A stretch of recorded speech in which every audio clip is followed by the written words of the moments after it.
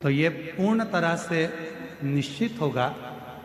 और जो 2026 आ रहा है उसकी जो शिवरात्रि है वो ऐसी शिवरात्रि आ रही है जिस शिवरात्रि में अगर 3 दिवस तक घर के अंदर रखकर बेलपत्र के वृक्ष की सेवा कर कर और बेलपत्र को वृक्ष को शिवरात्रि के द्वितीय दिवस में उसको यदि किसी स्थान पर रोपित किया जाएगा, जो व्यक्ति जिस घर से उसको रोपित करेगा, लगाएगा और उस वृक्ष की परवरिश करेगा, उसकी जिंदगी में कभी संपदा की कमी नहीं आएगी। ऐसी शिवरात्रि शायद पहली बार ऐसा योग बन रहा है, तो हम पूर्ण भरोसे के साथ कहते हैं कि विठलेश सेवा समिति कुबेरेश्वर धाम इस शिवरात्रि को हरित शिवरात्रि के रूप में, ग्रीन शिवरात्रि के रूप में मनाएगा। अब की बार जो शिवरात्रि होगी उसको ग्रीन शिवरात्रि के रूप में हम लोग उसको मनाएंगे।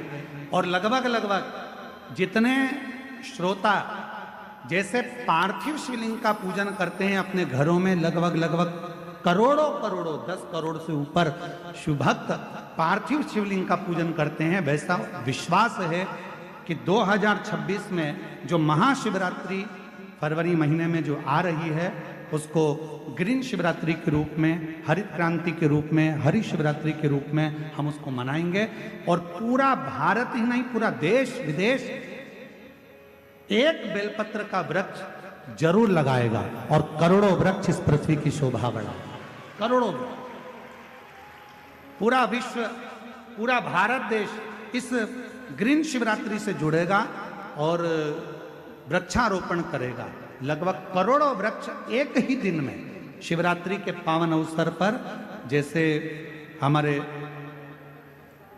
आज बिरसा मुंडा जी की, इस पवित्र भगवान श्री बिरसा मुंडा जी की पवित्र 150वीं जयंती के अवसर पर उन्होंने कहा था जल जंगल पर एक पेड़ लगाने को बड़े आनंद के साथ, तो उस वृक्ष को ऐसे ही नहीं लगाना है। शिवरात्रि पर जो वृक्ष लगाया जाएगा पहले उसको अपनी बेटी की तरह परवरिश करना है, घर के अंदर लाकर 3 दिन तक, और पूरा क्रम शंकर जी के साथ जैसे बेटी के मंगल विवाह का होता है ऐसा शिव के साथ में पाणी ग्रहण संस्कार का भाव रखकर उसका खूब पोषण कर कर और फिर शिवरात्रि के दिन बाबा देवाधिदेव महादेव से कामना कर कर कि बाबा मेरी सुख समृद्धि लक्ष्मी वृद्धि करना, वैभव देना।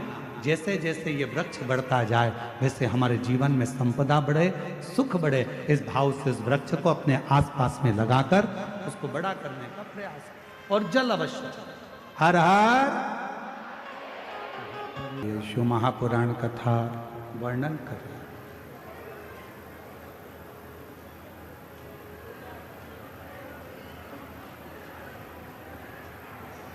रावण भाव से भगवान शिव को नहीं भज पाया, केवल शिव को प्राप्त करा तो उसने ताऊ से प्राप्त करना। ये बाबा देवघर की जो पवित्र धरा है, जो देवघर में बाबा देवाधिदेव महादेव जो विराजमान है, वो मां सती के हृदय पर शिवलिंग विराजमान।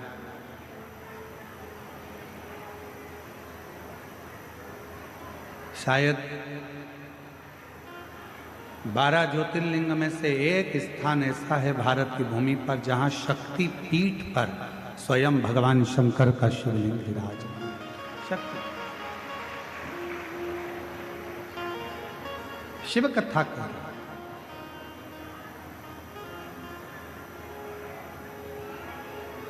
शिव को समझना, भगवान शंकर की अविरल भक्ति को समझना, भगवान देवाधिदेव महादेव के विश्वास को, भरोसे को समझना कठिन। स्वयं ब्रह्मा जी भी नहीं समझ पाए।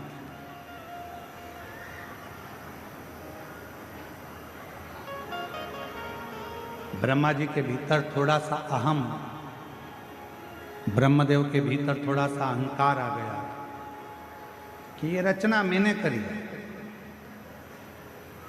ये रचना करता मैं हूं।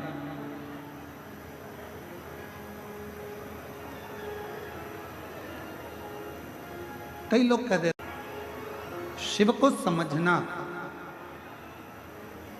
भगवान शंकर की अविरल भक्ति को समझना, भगवान देवाधिदेव महादेव के विश्वास को, भरोसे को समझना कठिन। स्वयं ब्रह्मा जी भी नहीं समझ पाए।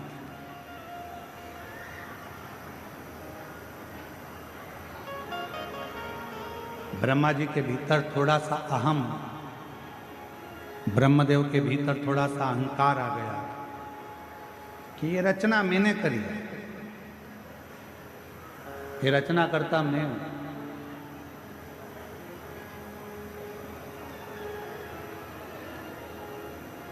कई लोग कह देते हैं वो तो मैं जिंदा हूं तो काम हो रहा है, अगर मैं मर गई तो आटे दाल का भाव मालूम पड़ जाए।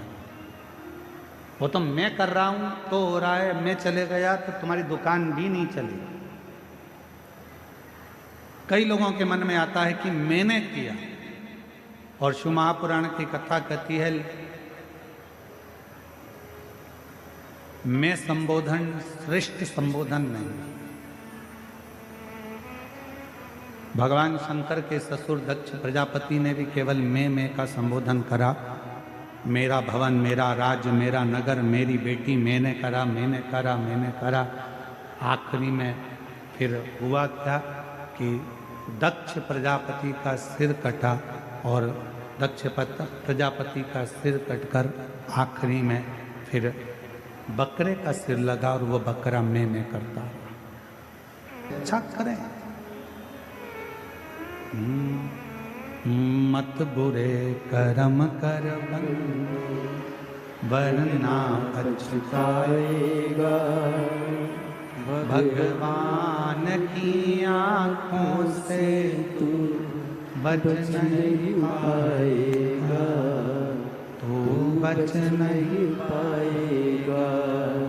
अरे ओ अज्ञानी मत करना नानी, तेरे कर्म का फल भी तो ही पाएगा।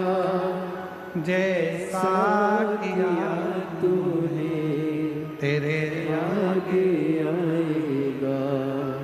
मत बुरे कर्म कर बंदे वरना पछताएगा। तू बच नहीं पाएगा। ब्रह्मदेव के मन में अहमता उत्पन्न हुई, ये रचना मैंने करी। और भगवान देव आदिदेव महादेव का तो कहीं ब्रह्मा जी नाम ही नहीं है। भगवान नारायण के पास जाकर जब ब्रह्मा जी ने कहा कि ये पूरी रचना मेरी है, तब भगवान नारायण के मुख से निकल गया कि रचना तुम्हारी नहीं, ये रचना तो स्वयं इस पृथ्वी पर निवास करने वाले अगर कोई देव हैं तो वो देव अधिदेव महादेव। ये रचना तो उनकी है, ये सब कुछ उन्होंने रचा है, रचना उनकी है। प्रेशर बजा, ये आपकी रचना नहीं है, ये उनकी रचना। ब्रह्मा जी ने कहा मैं मानता नहीं। एक बड़ा सा पर्वत, उस पर्वत को भगवान ब्रह्मा और भगवान विष्णु ने घुमाना प्रारंभ करा कि हम जाने कि इस सृष्टि का रचना करता कौन है, आखिर शिव कौन है।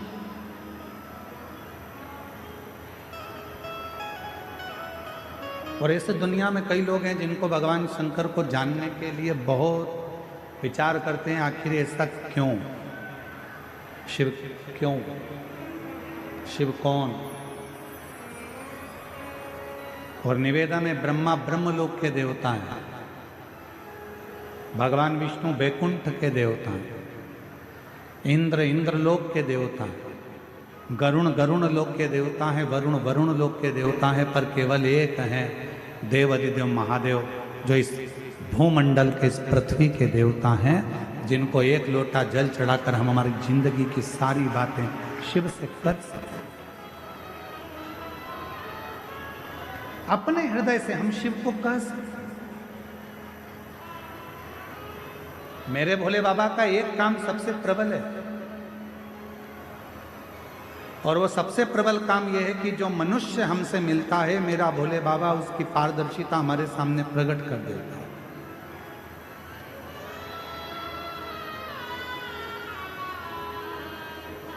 मेरे शंकर वो पारदर्शिता प्रकट कर देते। किसी भी व्यक्ति से जब आप मिलेंगे, जो शंकर भगवान को एक लोटा जल चढ़ाने वाला होता है, शिव को जल चढ़ाने वाला होता है, श्री शिवाय नमस्तुभ्यम बोलने वाला होता है, जो शंकर का गुणगान करने वाला होता है, शिव नाम लेने वाला होता है, जब वो किसी भी व्यक्ति से मिलता है, चाहे मेरी जीजियाँ हों, मेरे जीजा हों, मेरी बेटियाँ, मेरे बेटा, मेरी माताएं, मेरे बुजुर्ग माता पिता हों, आप अगर शंकर भगवान को एक लोटा जल चढ़ाते हो तो आप किसी से भी मिलोगे तो आपके सामने जब मिलोगे तो दो चीजें सामने आ जाएगी। जिससे मिल रहे हो, या तो उस व्यक्ति का अहंकार तुम्हारे सामने आएगा या उस व्यक्ति का संस्कार तुम्हारे सामने आएगा। सामने जाएगा।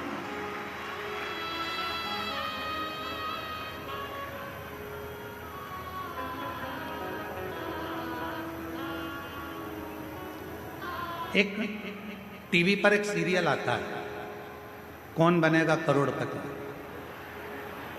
अरे बोलो तो जम के, सही है कि गलत है? उस पूरे सीरियल में मंजिल तक कोई पहुंच ही नहीं पाता। बोलो सही है? बहुत कम होंगे जो मंजिल तक पहुंचे होंगे। क्यों नहीं पहुंच पाते? किस लिए नहीं पहुंच पाते? जो बैठा है सीट पर, क्या उसको उस प्रश्न का उत्तर याद नहीं है? उसको याद है। जो सीट पर बैठा है उसको प्रश्न का उत्तर याद है, वो सब कुछ याद कर कर गया है, सब कुछ बोल सकता है, सारा उत्तर दे सकता है, सब कुछ बता देता है। पर उस हॉट सीट पर कौन बना करोड़पति में सामने कंप्यूटर पर बहुत सारे विकल्प दे दिए जाते हैं, बहुत सारे ऑप्शंस दे दिए जाते हैं। बोलो सही है कि गलत है? 4 विकल्प हैं, इसमें से छांटो कौन सा सही है। बोलते जाओ उत्तर सही है। फिर अगर ये भी नहीं कर सकते तो फोन लगाकर बात कर सकते हो, आपके पास ये भी विकल्प है। फिर आपके पास एक विकल्प और है कि आप किसी की सहायता ले सकते हो। जो व्यक्ति हॉट सीट पर बैठा है, क्या वो उत्तर नहीं जानता है? उसको उत्तर मालूम है, पर जैसे ही उसके सामने विकल्प आ जाते हैं, वो उन विकल्पों में इतना फंस जाता है कि असली उत्तर को भूल जाता है और आखिरी में वो हार जाता है। आखिरी में एक प्रश्न और उसका एक उत्तर अगर है तो मंजिल तक पहुंचेगा। बहुत सारे विकल्प जब खड़े हो जाते हैं तो वो सोच में पड़ जाता है, ये बोलूं या ये बोलूं। विकल्प वो मंजिल तक पहुंचता है। आज दुनिया के लोगों ने सारे विकल्प हटा दिए। पहले लोग कहते थे हमारे पास आना, हम तुम्हारा दुख मिटा देंगे। फिर कोई कहता था वहां चले जाओ, वहां तुम्हारा दुख मिट जाएगा। फिर किसी ने कहा वहां चले जाओ, तुम्हारी तकलीफ मिट जाएगी, वहां चले जाओ, तुम्हारा कष्ट मिट जाएगा। अब दुनिया के लोगों ने सारे विकल्प मिटा दिए, केवल एक हाथ में लोटा भर जल पकड़ा, शंकर जी के मंदिर में चढ़ाया, शिव जी को अपने मन की बात कही और रिजल्ट सामने आना प्रारंभ हो गया और वो अपनी मंजिल तक पहुंच गया। मंजिल तक पहुंच। विकल्प रहेंगे तो उलझे, ऑप्शंस रहेंगे बहुत सारे तो उलझे। अब कोई विकल्प नहीं है, कोई ऑप्शन, केवल एक सारी समस्या का हल श्री शिवाय बोल बम का नारा है। बस एक विकल्प उसको दिखता है कि मेरे को अब ज़्यादा फंसना नहीं है, आडंबर में मुझे जाना नहीं है, यहाँ वहाँ मुझे जाना नहीं है, मुझे तो केवल शंकर के मंदिर तक जाकर एक लोटा जल समर्पित कर। एक पत्र है, अच्छा है।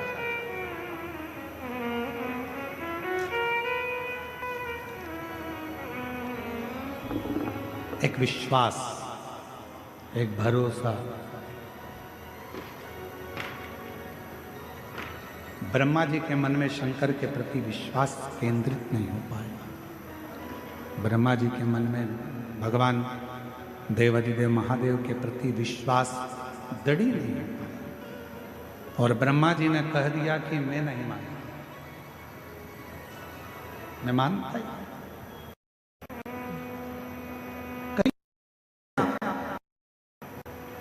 कोई कहेगा काय को चक्कर में पड़े हो, एक लोटा जल से कुछ होता है। कोई कहेगा बेलपत्र खाने से कुछ होता है। कोई कहेगा शिव जी पे जल चढ़ाकर पीने से कुछ होता है। आप उससे एक बात जरूर कहना कि हम तुमसे पूछने के लिए नहीं आए कि हमको क्या करना है। जन्म मेरे माता पिता ने मुझे दिया है, परवरिश मेरे माता पिता ने करी है, पढ़ाई मेरे माँ बाप ने कराई है, शिक्षा चिकित्सा मेरे माँ बाप दिए हैं, तो फिर मैं दूसरे के कहने पर ये नहीं करूंगी कि मुझे करना क्या है। मैं सनातन धर्म में जन्म ली हूं, अपने देव अधिदेव महादेव पर पूरा भरोसा कर कर महादेव की आराधना। शिव भटकने नहीं देता, शंकर भगवान आडंबर में पड़ने नहीं देते। आपका भरोसा कितना है, आप कितना शिव को मानते हुए आपके ऊपर निर्भर करता है। जितना भटकोगे शिव से उतने दूर होते चले जाओगे। ब्रह्मा जी भटक लिए, भगवान विष्णु ने कहा कि तुम चाहो तो शिव जी की परीक्षा लो। पर्वत को घुमाया, अग्नि का एक खंभ प्रकट हो गया। उस अग्नि के खंभ में से एक शिवलिंग प्रकट हो गया। यही मार्गशीर्ष मास का महीना था, जिस महीने में भगवान शंकर का प्रथम शिवलिंग प्रकट हुआ था। और उसी मार्गशीर्ष मास में आप और हम शिव महापुराण की कथा को श्रवण कर रहे हैं। उसी मार्गशीर्ष मास में किस्मत वाले तो हो तुम लोग, ये तो पक्का है, ये निश्चित है। आपने अपने घर जाकर नजर उतरवा लेना तुम अपनी कि बाबा ने बहुत बड़ी कृपा कर, दया कर। हम सब इकट्ठे और भोलेनाथ के पट्टे। तुम सहज नहीं हो, सरल नहीं हो, बहुत कहीं कहीं बाबा देव हरिदेव महादेव का कोई पुराना संबंध और आपका और हमारा शंकर जी से रहा होगा, जो शिव महापुराण की कथा मार्गशीर्ष मास में श्रवण करने का सौभाग्य मिला।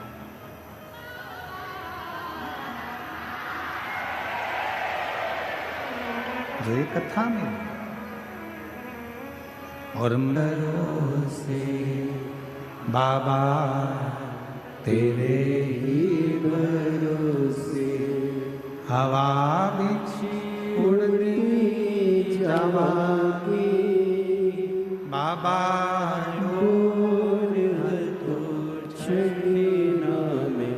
कटी जावागी भोले मैं तेरी पत्नी शंभू मैं तेरी पत्नी हवा बिछ उड़ती जावागी बाबा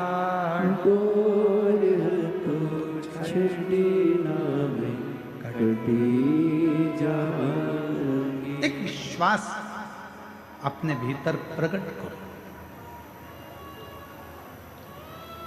ब्रह्मा जी के भीतर वो विश्वास प्रकट नहीं हो पाया। पर्वत घुमाया, शिवलिंग प्रकट हो गया। फिर अभी भी शिवलिंग में से आवाज आई कि ब्रह्मा जी तुम भरोसा नहीं कर पाए। व्यक्ति जगह जगह की ठोकर कब तक खाता है, जब तक वो पूर्ण भरोसा शिव पर नहीं कर पाता, जब तक उसका विश्वास दृढ़ नहीं होता। जिस मनुष्य का भरोसा शंकर जी पे पूरा हो जाता है, फिर वो कभी भटकता नहीं। जैसे जिससे पहचान होती है ना, जरा सा भी काम अटका तो अभी फोन लगाती हूँ, अभी रुक जा, अभी फोन लगाती हूँ, लगाया फोन, ले बात कर ले, आगे बैठूंगी आगे।